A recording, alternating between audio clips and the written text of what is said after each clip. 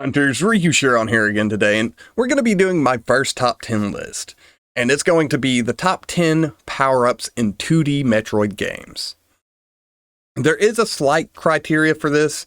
We'll be eliminating suits and Aeon abilities for this list, so we're going to narrow it down a little bit just to the weapon and movement power-ups. Now, with that said, there are going to be a few, or maybe one, a power-up that's going to be shown from the Metroid Dread pre-release material. So if you don't want any spoilers, go ahead and click away now. But with that said, let's get this started at number 10. Coming in at number 10 is the Grapple Beam. This ability allows you to latch on to specific locations on walls and ceilings and even swing yourself across gaps. It deals minimal damage to enemies, but can be used to kill weaker enemies and collect energy and missile drops off of it. It can also be used to pull enemies or objects on the map. And because of all this, it gets it on this list at number 10. Coming in at number 9 is the Morph Bombs. This power-up allows you to place small explosives either on the ground or in the air.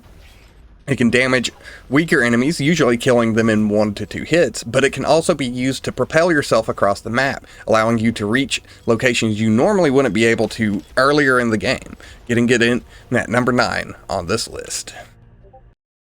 Coming in at number 8 is the Space Jump. This ability allows for greater movement across the maps of Metroid, with unlimited jumping with well-timed button presses, and if used in conjunction with the charge shot, can provide slight protection via the pseudo screw attack. And also, who doesn't like to somersault through the air?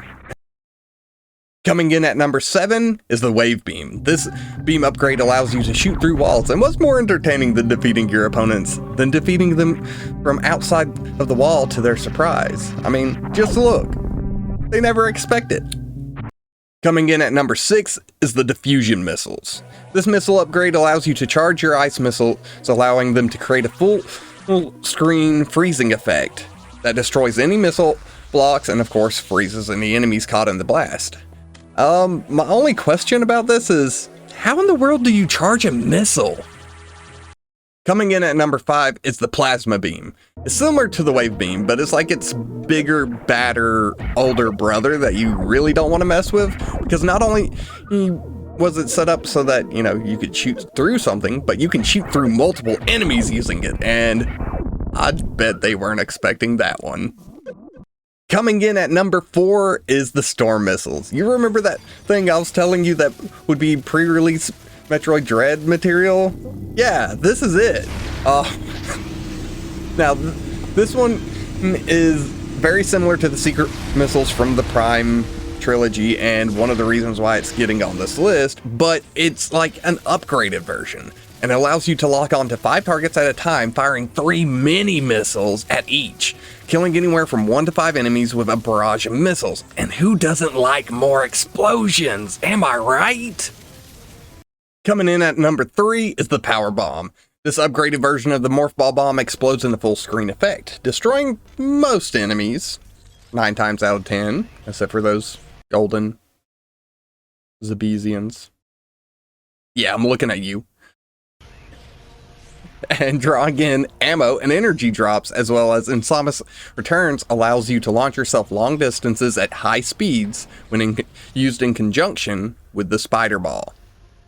Coming in at number 2 is a fan favorite, the Speed Booster. This power-up allows Samus to run at blazing fast speeds, busting through boost blocks and most enemies, along with the ability to Shine Spark and launch yourself in a multitude of directions, and it's just an absolutely wonderful ability, till you get to, those Shine Spark puzzles. Every last one of them. And coming in at number 1 is, of course, what everyone would figure it'd be, the Screw Attack.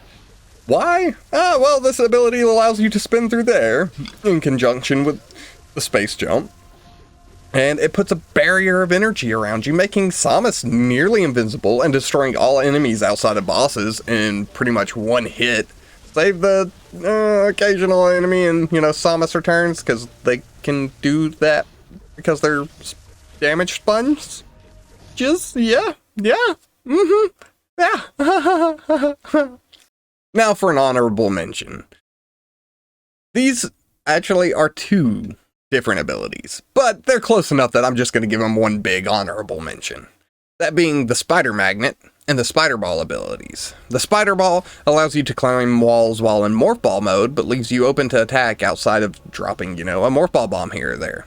While the Spider Magnet ability allows you to cling to blue magnetic walls and ceilings, but only allows you to shoot or counterattack, so it doesn't give you the wide variety of being able to climb pretty much anywhere you want. With that said, y'all, what do you think of my top 10 list? Are there any power-ups you think should have been on the list instead? And what are your favorite power-ups from the Metroid franchise? Let me know down in the comments below, and don't forget to like and subscribe. It'd mean a lot to me. I will also probably revisit this list after Dread drops and update it. So until then, keep hunting those Metroids, and I'll see you next mission for the top 10 suits in the Metroid series.